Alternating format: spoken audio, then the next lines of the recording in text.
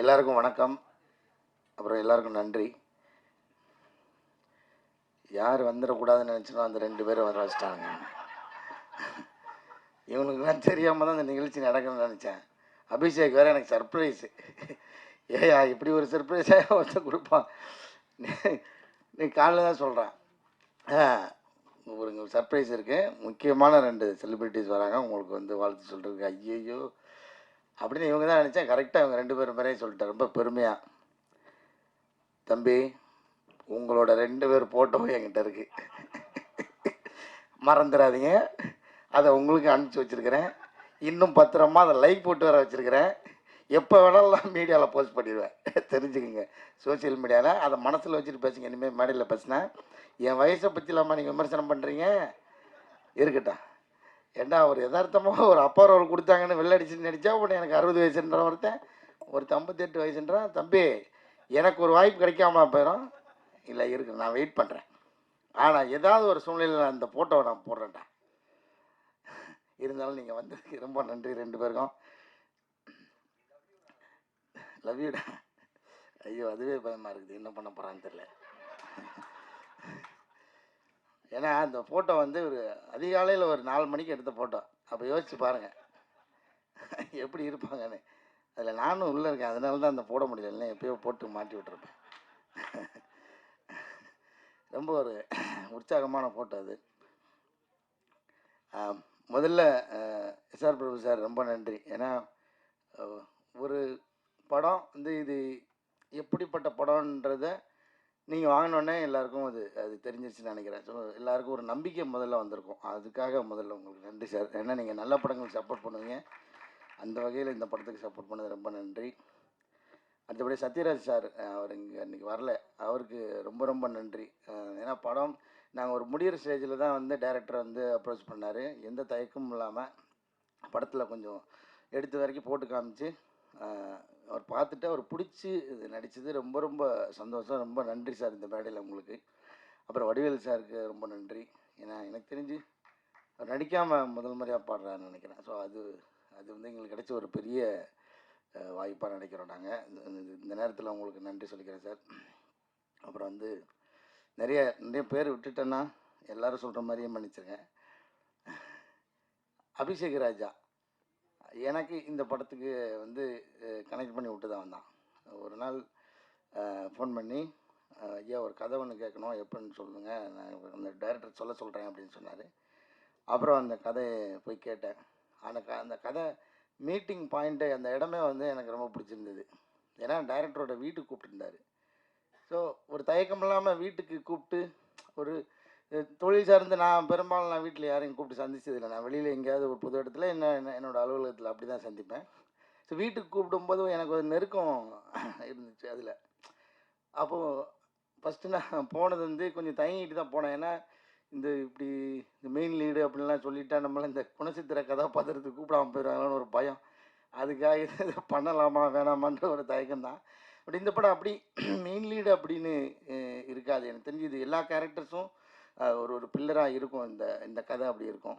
அப்புறம் அந்த கதையை அவர் சொன்னார். அதுக்கப்புறம் எனக்கு அந்த பயம் தெளிஞ்சிருச்சு. ஏன்னா அந்த ஒரு வழக்கமான அந்த சினிமாட்டிக் அந்த எக்ஸ்பீரியன்ஸில் இல்லாமல் இது வேறு ஒரு டைமென்ஷன் அந்த கதை சொன்னார். அது எனக்கு வந்து ரொம்ப பிடிச்சிருந்துச்சு. ஏன்னா அவர் ஒரே அந்த கதை சொல்ல ஆரம்பிக்கிறதுக்கு முன்னாடி ஏன் இந்த கதையை நான் எழுதினேன்னு சொல்கிறேன் அப்படின்னு சொன்னார். ஏன்னா ஒரு அப்பா அந்த குடும்பத்துக்காக உழைச்சிட்டே இருக்கார். இது வரைக்கும் ரெகுலரான கதை தான். அவர் என்ன உணர்வை சொல்ல வந்தான்றது எனக்கு பயங்கரமாக நச்சுன்னு அப்படி அடிச்சிருச்சு. ஏன்னா ஒரு டீனேஜ் வரைக்கும் பசங்க வந்து ரொம்ப அந்த ஸ்பரிசத்தோடையே இருப்போம். அப்பா மேலே உருண்டு புரண்டு விளையாடிட்டு அந்த மாதிரியான அந்த ஸ்பரிசத்தோடையே வளர்ந்துக்கிட்டே இருப்பாங்க. ஒரு டீனேஜுக்கு அப்புறம் அது பையனோ பொண்ணோ கொஞ்சம் கொஞ்சமாக அந்த அப்பாவோட உடம்புலேருந்து கொஞ்சம் கொஞ்சமாக விலக ஆரம்பிப்பாங்க. அப்போ அந்த அப்பா ஸ்பரிசத்தை மிஸ் பண்ணுவார். ஏன்னா பசங்களுக்கு தெரியாது. பசங்களுக்கு அவன் அப்பா ஆகும்போது அது புரிய நினைக்கிறேன்.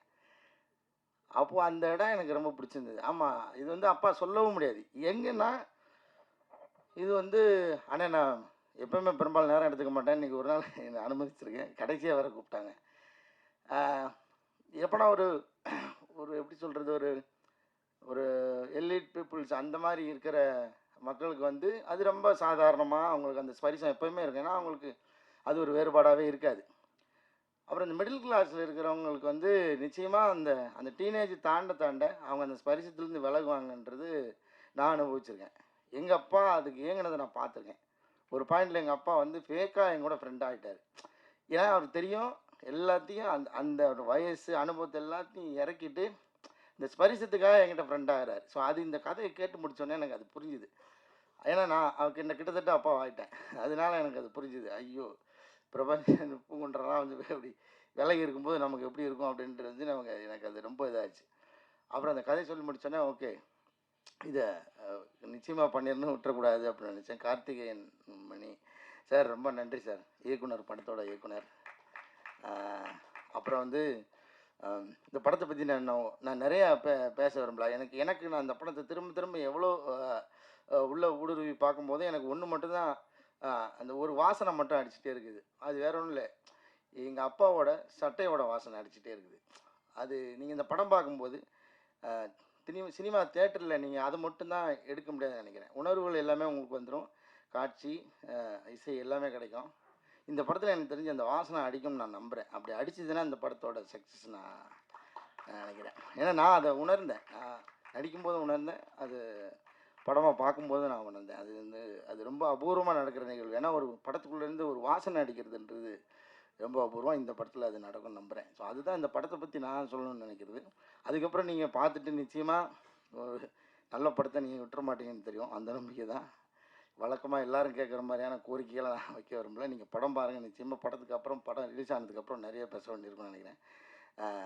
எல்லோரும் வந்ததுக்காக முதல்ல ரொம்ப நன்றி. அப்புறம் ஆனந்த்ஜிக்கு, எங்கள் படத்தோட சினிமாட்டோகிராஃபர், ரொம்ப எளிமையான சினிமாட்டோகிராஃபர். எப்படி இந்த ஒரு கதைக்கு எப்படி துருத்திடக்கூடாதோ, ஒரு தடவை இதே மேடையில் தான் பாலுமந்திர சார் சொன்னார், ஒரு சினிமாட்டோகிராஃபியும் மியூசிக்கும் அப்படின்னா ஒரு என்னை பார், என் திறமையை பாருன்னு வெளியில் துருத்தி தெரிஞ்சிடக்கூடாது, அது அந்த கதைக்குள்ளே முங்கியே இருக்கணும், அதுதான் ஒரு தரமான சினிமாட்டோகிராஃபி, அதுதான் ஒரு தரமான இசை அப்படின்னு சொல்லி இந்த மேடையில் வச்சு சொல்லியிருந்தார். நான் அங்கே ஆடியன்ஸ் உட்காந்து கேட்டிருக்கேன்.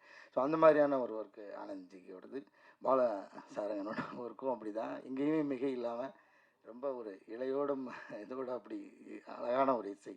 ரொம்ப அதுக்கப்புறம் எனக்கு அந்த பாட்டு இப்பயும் இப்போ கேட்கும்போதே வந்து கண் கலங்குது, கண்ணம்மா அந்த அந்த லைன் வரும்போது. அதை ஒரு நாள் என் வாய்ஸ் வச்சு எடுக்கிறேன்னு சொல்லிட்டு ஏமாற்றிக்கிட்டே இருக்கிறேன். அதை எடுத்து என்கிட்ட மட்டுமா அதை கொடுத்துருயா? நானும் பாட்டு பாடியிருக்கேன்னு வச்சுக்கோல்ல. அவர் ஹரி சார், நம்ம வந்து ரொம்ப வருஷமாக பழகிட்டு இருக்கோம்.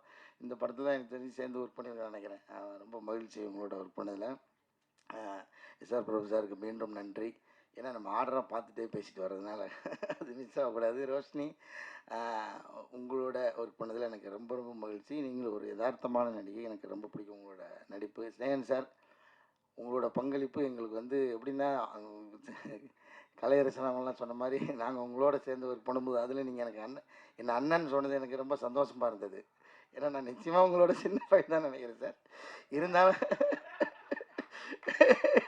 இருந்தாலும் நீங்கள் உங்களோட இந்த படத்தில் நீங்கள் எங்களோட இருக்கிறது எங்களுக்கு ரொம்ப பெருமையாக நினைக்கிறேன் சார். ரொம்ப தேங்க்ஸ். ஷெல்லி, நான் வந்து உங்களுக்கு வந்து இப்போ தான் ஷெல்லின்னு கூப்பிட்றதுக்கு எனக்கு தைரியம் வந்திருக்கு. எனக்கு கூட நடிக்கும் போதெல்லாம் கொஞ்சம், ஏன்னா படத்துக்குள்ளே வேறு எந்த வகையான முத்த காட்சிகள், நெருக்கமான காட்சிகள் எதுவுமே இல்லை. ஸோ அப்படின்னும்போது நம்ம நெருங்கி பழகிறதுக்கும் வாய்ப்பு இல்லை, ஒரு டிஸ்டன்ஸ்லேயே தான் இருக்கிறோம். ஐயோ, நான் கொஞ்சம் அண்ணாந்து பார்த்து பேசிட்டேன் சார். இவனுங்க கீழே இருக்க, அதாவது திருவிழாலெல்லாம் இந்த கச்சேரி நடந்துகிட்டு இருக்கும்போது 2 கேரக்டர் எந்திரிக்கும் தெரியுமா நடுவில், அதை மாதிரி கூட்டு நடுவில் நிப்பாட்டி வச்சுட்டு என்ன பேச வைக்கிறீங்க? சரி, அப்போ சொல்ல வந்த குறைய சொல்லவே முடியாது. அப்படி அப்படி இருந்து கொஞ்சம் டிஸ்டன்ஸாகவே இருக்கிற மாதிரியான எழுதிட்டார் டைரக்டர் சார். அதனால் அப்போ நான் வந்து மேடம்னே சொல்லிகிட்டே இருந்தேன். அப்புறம் வந்து ஒரு நாள் அவங்க வந்து என்னை திட்டி, நீ மேடம் சொன்னா நான் உன்னை சாருன்னு தான் சொல்லுவேன், எப்படி நான் காலின்னு கூப்பிடுனா நீ என்னை செல்லின்னு கூப்பிடு, அவ்வளோதான். நீ என்னை செல்லியாக நினச்சா செல்லின்னு கூப்பிடு, யாரோ ஒரு மேடம் நினச்சா மேடம் கூப்பிட்னாங்க, சரி அன்னிலேருந்து நான் செல்லின்னு கூப்பிட்றேன். ரொம்ப மகிழ்ச்சி உங்களோட ஒர்க் பண்ணதில். ஆரம்பத்தில் எனக்கு கொஞ்சம் பயமாகவே இருக்கும், ஏன்னா நம்ம எப்படி இந்த வெள்ளையாக இருக்கிறவன் பொய் சொல்ல மாட்டான்ற மாதிரி. நான் வேறு எந்த இதை பற்றி பேச வரல, இருந்தாலும் சொல்லிடுறேன். மலையாள நடிகர்கள்னால் கொஞ்சம் அவங்க பயங்கரமாக நடிப்பாங்க அப்படின்னு ஒன்று இருக்குல்ல, அப்படின்னு தான் நம்ம நிறைய பழகியிருக்கோம். அந்த படம் சுமாராக இருந்தால் கூட மலையாள படம்னா அது சூப்பராக இருக்கும்னு நினச்சிக்கிட்டே போய் பார்க்குறது ஒன்று இருக்குல்ல, அதுக்குன்னு ஒரு ரிவ்யூ ஒன்று இருக்குது. ஸோ மலையாளத்துலேருந்து எப்படி பிடிக்கிறாங்க, மலையாளத்தில் என்ன மாதிரி கண்டென்ட், நிச்சயமாக எல்லா ஊர்லேயும் இருக்குது. அதில் நிறைய ஓடுற படம், நல்ல கண்டென்ட் படம் தான் நம்ம கண்ணுக்கு தெரியுது. அங்கேயும் சில சுமாரான படங்கள்லாம் நான் பார்த்துருக்கேன். அந்த அந்த ஒரு சின்ன பயத்துலேயே தான் நான் அவங்கள அணுகினேன். ஏன்னா மலையாள நடிகர்லாம் பயங்கரமாக பர்ஃபார்ம் பண்ணுவாங்க. ஆனால் அவங்க ஆப்வியஸாக பயங்கரமாக பண்ணாங்க தான், இல்லைன்னு சொல்லலை. எனக்கு என்னென்னா அந்த சவால்லேருந்து அடுக்கி விழுந்துடக்கூடாது, அது எப்படியாவது எதிர்கொண்டு அவங்களோட சேர்ந்து பயணிச்சணுன்ற அந்த ஒரு டாஸ்க் இருந்தது. அது இருந்தது, ரொம்ப நல்லதாக இருந்துச்சு. இன்னும் யதார்த்தமாக நம்ம அதை பண்ண முடிஞ்சிச்சு. ரொம்ப நன்றி மேடம் உங்களுக்கு. விஸ்வா, ரொம்ப தேங்க்யூடா, உன்னோட ஒர்க் பண்ணது எனக்கு ரொம்ப மகிழ்ச்சி. ஐயா எடிட்டர் ஐயா பேச மாட்டார், அவருக்கு கை மட்டும் தான் வேலை செஞ்சுட்டே இருக்கோம். அவர் சொன்ன மாதிரி அந்த ஃபர்னிச்சராகவே ஆகிட்டார் அந்த ஆஃபீஸில். நீங்கள் இப்பயும் போகலாம், ஒரு ஓரமாக ஒட்டிக்கிட்டே இருப்பார். ஓகே மகிழ்ச்சி. அப்புறம் கீதா மேடம், ரொம்ப நன்றி மேடம் உங்களோட ஒர்க் பண்ணது. சாம்சனா, உங்கள் டைமிங்லாம் பயங்கரமாக இருக்கும். இந்த படத்தில் உங்களை அந்த மாதிரி ஸ்டைலில் பண்ண விடாமல், ஆனால் அவர் ரொம்ப யதார்த்தமான ஒரு ரோல் பண்ண வச்சுருந்தாங்க. அது எனக்கும் உங்களோட ஒர்க் பண்ணது ரொம்ப மகிழ்ச்சி. அபிஷேக் ராஜா, போயா இதில் வேறு ஒரு பதவி அவனுக்குது, கிரியேட்டிவ் ப்ரொடியூசர். ஆனால் அதையும் மீறி வேலை பார்த்துக்கிறேன். உன்னோட உழைப்புக்காக இந்த படம் உனக்கு பெரிய பேர் வாங்கி தரும். எங்கள் டீம் பற்றி நான் பெருமையாக பேசுகிறதுக்கு ஒன்றும் இல்லை. இருந்தாலும் மறுபடியும் எல்லாருக்கும் நன்றி. வந்தவங்களுக்கெல்லாம் திரும்பவும் உங்களோட நன்றி சொல்லிக்கிறேன். Thank you so much all.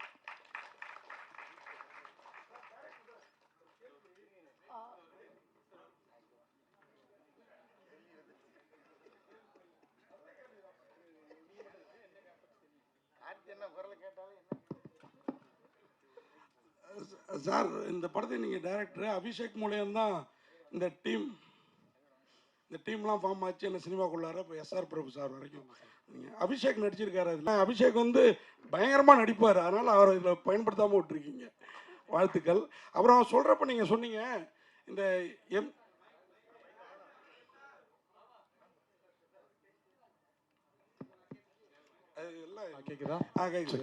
MGR நகர் மல்லிகை கடைக்காரரு சொன்னீங்க. அப்புறம் புறநானூறு அகநானூறுலாம் சொன்னீங்க.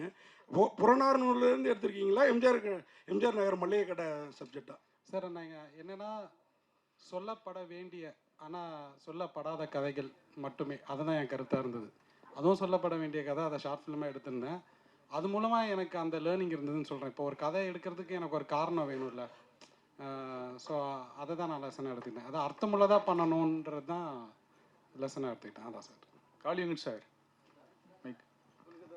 நாங்களும் இன்னைக்கு காலையிலேருந்து மேட்ரு செய்தி இல்லாமல் ரொம்ப ட்ரையாக இருக்கோம். 4 மணிக்கு ஏதோ ஒரு ஃபோட்டோ எடுத்தீங்க, உற்சாகமாக எடுத்தீங்க அப்படின்னாங்க. கலையரசனுடைய மறுபக்கம் ரமேஷ் தலக்குடைய இன்னொரு உருவம் அப்படின்னு போட்டு விட்ருவோம். அது என்ன ஃபோட்டோ, என்ன உற்சாகம், அது நேரம் வரும்போது நானே சோசியல் மீடியாவில் போடுவேனே, அப்போ எடுத்து நீங்கள் கொண்டாடுங்க. அது நீங்கள் 3 பேர் தான் ஃபோட்டோ பார்த்தோன்னே உங்களுக்கு தெரிஞ்சிடும், வேற ஒன்றும் இல்லை. அதில் எல்லா கதையும் இருக்கும் அந்த ஃபோட்டோக்குள்ள. ஏன்னா நைட் ஷூட் முடிச்சுட்டு உற்சாகமாக போயிருந்தேன்னு சொன்னான், வேற ஒன்றும் இல்லை. Thank you so much for the questions.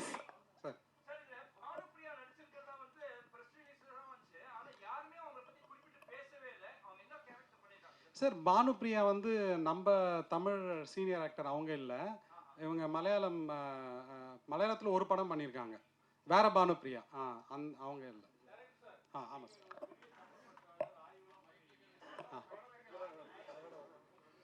Sir, என்ன நான் இதை பற்றி நான் நிறைய யோசிச்சிருக்கேன் சார். இப்போ நீங்கள் வேட்டி கட்டிருக்கீங்களா?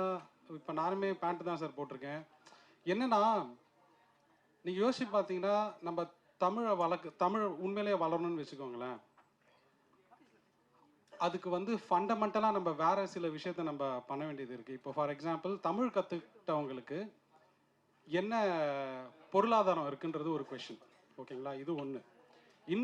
இன்னொரு பக்கம் சாஃப்ட் பவர்னு சொல்லுவாங்க சார். என்னன்னா நம்ம கதையை, இப்போ இலங்கையில் போர் நடந்ததில்ல, சும்மா நான் ஒரு எக்ஸாம்பிள் சொல்கிறேன். இலங்கையில் போர் நடந்ததில்ல, அங்கே நடந்த அநியாயத்தை நம்மளால வெளில சொல்ல முடியல. ஒரு இன்டர்நேஷ்னலாக நமக்கு ஒரு சாஃப்ட் பவர் இல்லை, ஒரு நரேட்டிவ் இல்லை.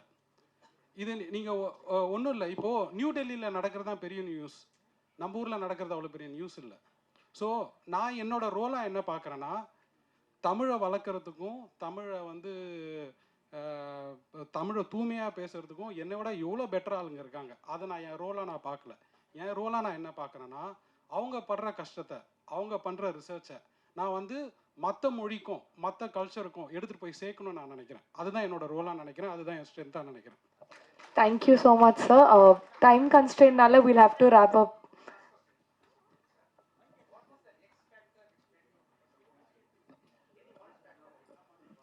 And simplicity and strength of the content ன்னு சொல்லலாம். அதில் அந்த கண்டென்ட்டில் வந்து ஒரு ரொம்ப சிம்பிளான ஒரு கதை இருக்குது, பட் அது ரொம்ப ஸ்ட்ராங்காக வந்து நம்மளை ஃபீல் பண்ண வைக்குதுங்கிறது தான். அண்ட் ஆடியன்ஸ் ஆல்சோ சிம்பிள் ஸ்டோரிஸை வந்து ரொம்ப லைக் பண்ணுறாங்க இப்போ இருக்கிற சூழ்நிலையில். I think it is a simple story, but ஆனால் நம்மளோட ஒவ்வொருத்தரோட வாழ்வியலை பிரதிபலிக்கிற ஸ்டோரிங்கிறதுனால இது எல்லாருக்கும் பிடிக்கும் அப்படிங்கிற ஒரு நம்பிக்கையில். Thank you. Thank you so much. I'm so sorry. Sir, so sorry.